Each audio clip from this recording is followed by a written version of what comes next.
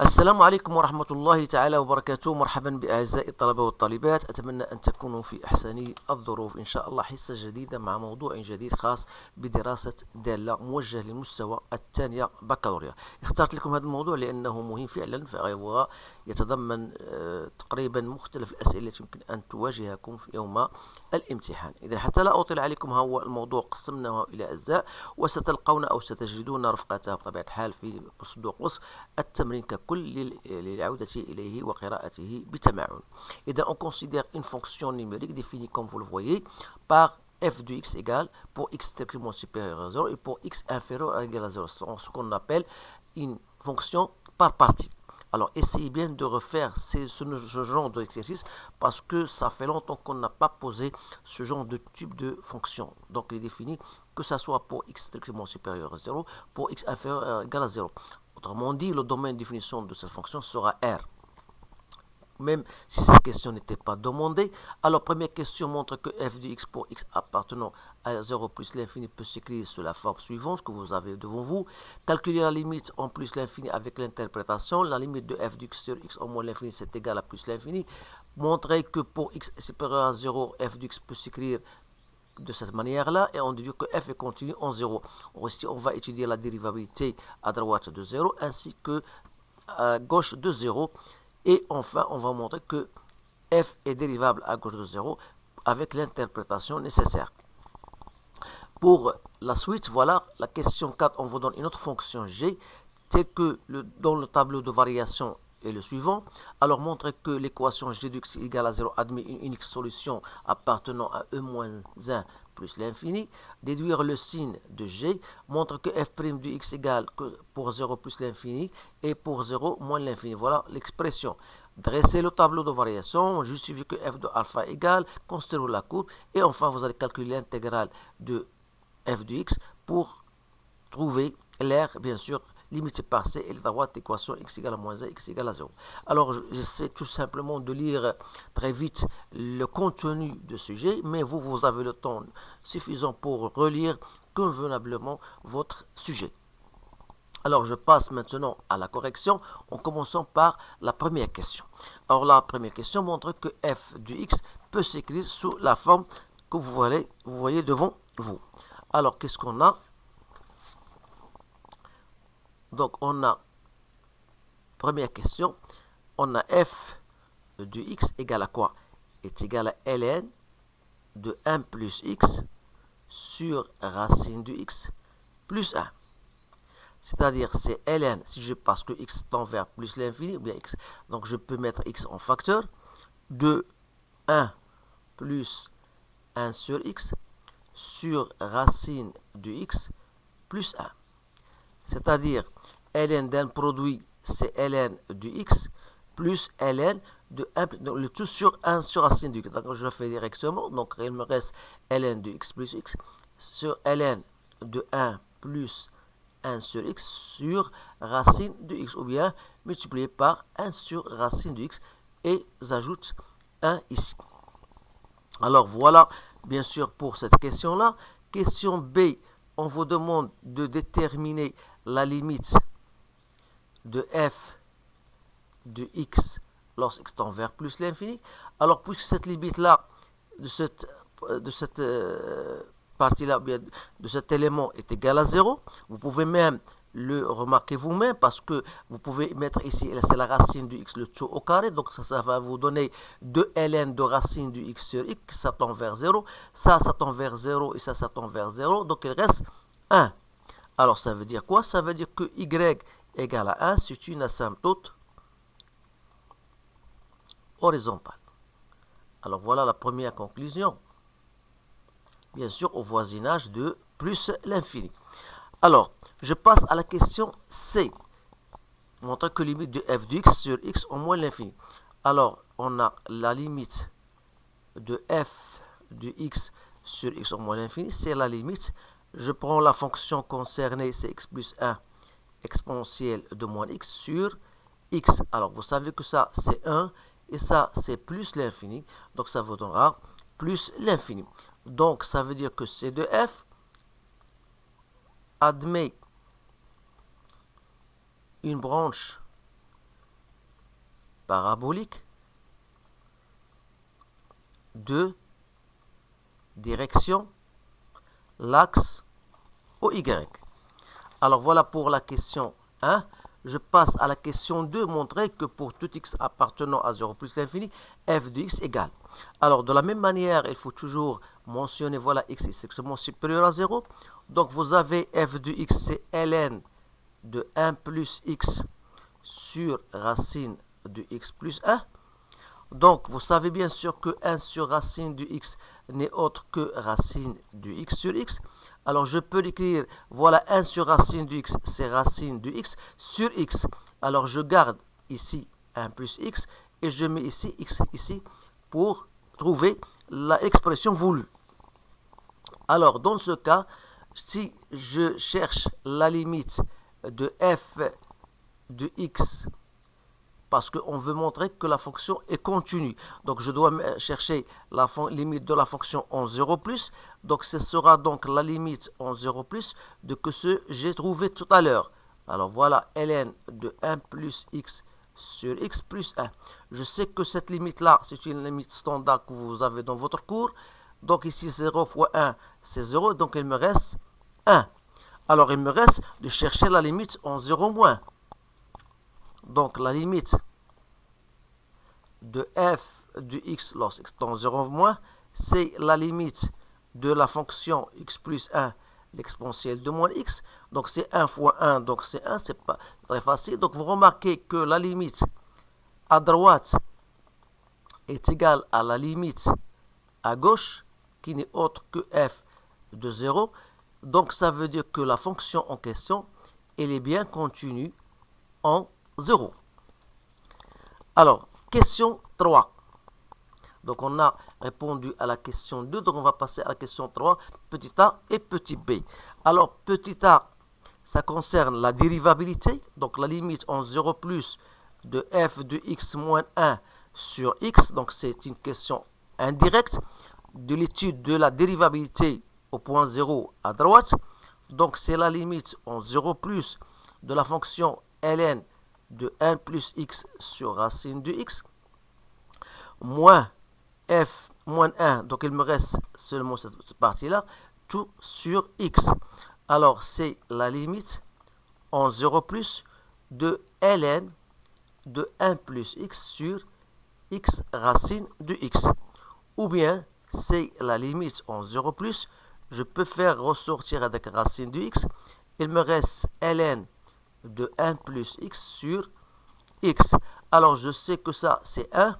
1 sur 0 plus, c'est plus l'infini. Donc, ça me donne plus l'infini. Autrement dit, la fonction f, donc non dérivable, à droite de 0. Et par conséquent, la courbe va admettre une demi-tangente orientée vers le haut. Alors, parce que je n'ai pas l'espace d'écrire cette phrase, donc je vous le dis oralement. Vous allez écrire que la courbe CF admet une demi-tangente orientée vers le haut.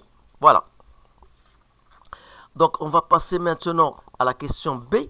Alors, pour x inférieur à 0, vous avez f de x moins 1 sur x n'est autre que x plus 1 exponentielle de moins x moins 1 sur x. C'est bien ça. Donc, je vais développer. Donc, c'est x exponentielle de moins x plus l'exponentielle de moins x moins 1 sur x. Donc, vous remarquez bien que est égal l'exponentielle de moins x plus l'exponentielle de moins x moins 1 sur x. Alors, je sais bien que la limite en 0 moins de l'exponentielle de moins x moins 1 sur x n'est autre que la limite, si je pose x moins x égale à t, lorsque x tend vers 0 moins, t tend vers 0 plus, donc il me reste l'exponentielle de t moins 1 sur moins t. Je sais que la limite de ce terme-là, dans mon cours, c'est égal à 1, donc il reste moins 1. Alors, la limite de f de x moins 1 sur x lorsque tend vers 0 moins, donc je vais remplacer x par 0 Donc, ça va me donner ici l'exponentielle de 0, c'est 1. D'accord? Plus moins 1, donc c'est moins 1, donc est égal à 0. 0 appartient à R, ça veut dire que la fonction, elle est bien dérivable à gauche de 0, et par conséquent, C de F admet une tangente d'équation T, Y est égal à F' de 0 fois x moins 0 plus F de 0, comme F de 0 est égal à 1. Donc voilà la droite d'équation au point Y, x égale à 0. Alors voilà, on passe maintenant à la question C.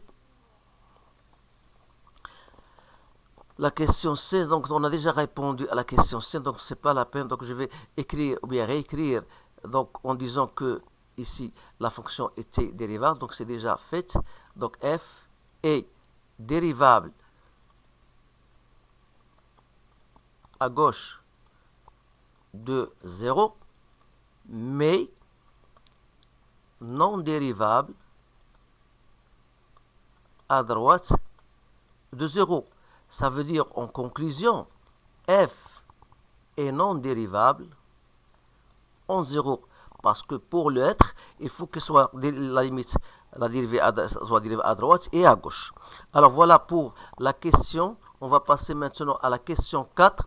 Alors on vous donne la fonction g de x et à partir de ce tableau, on va l'exploiter pour répondre aux différentes questions. Alors la première question, ça concerne le théorème des valeurs intermédiaires. Alors on doit se baser sur le fait que la fonction est continue sur l'intervalle 0 plus l'infini, en particulier sur l'intervalle qu'on vous a donné, c'est-à-dire e moins 1 plus l'infini, qui fait partie de 0 plus l'infini. Ça, c'est d'une part. Et d'autre part, vous remarquez que dans cet intervalle-là, vous avez une fonction qui est décroissante. G est décroissante. Donc, il reste la troisième condition à vérifier, c'est si vous trouvez, cherchez l'image de e moins 1 plus l'infini. Alors, faites attention parce que puisque la fonction est décroissante, on va chercher la limite en plus l'infini d'après notre tableau, c'est moins l'infini. Et g de e moins 1, c'est e moins 2. Alors, vous remarquez que 0 appartient à cette image-là. Alors, on va dire qu'il existe un certain alpha appartenant à e moins 1 plus l'infini, tel que g de alpha égale à 0. Alors voilà, c'est une question typique qu'on vous le demande toujours le jour de l'examen. Alors pour le signe de la fonction, pour la signe de fonction, vous avez remarqué d'après le tableau de variation qu'on part de 0 à e-2, donc quelque chose qui est positif, puis de e-2, puisqu'il existe ici un alpha, remarquez au tableau de variation, ici il y a 0. Ça veut dire qu'ici on aura toujours positif. Alors, à partir de alpha plus l'infini, on aura un négatif. On va écrire tout simplement cela en disant que pour quel que soit x appartenant à 0 alpha, il y a une autre méthode, bien sûr, mais je remarque que celle-ci est la plus simple. Toujours à partir de votre tableau de variation, vous pouvez en déduire le signe de g de x. Alors, pour l'autre cas, c'est lorsque x appartient à alpha plus l'infini, vous avez g de x est inférieur à 0.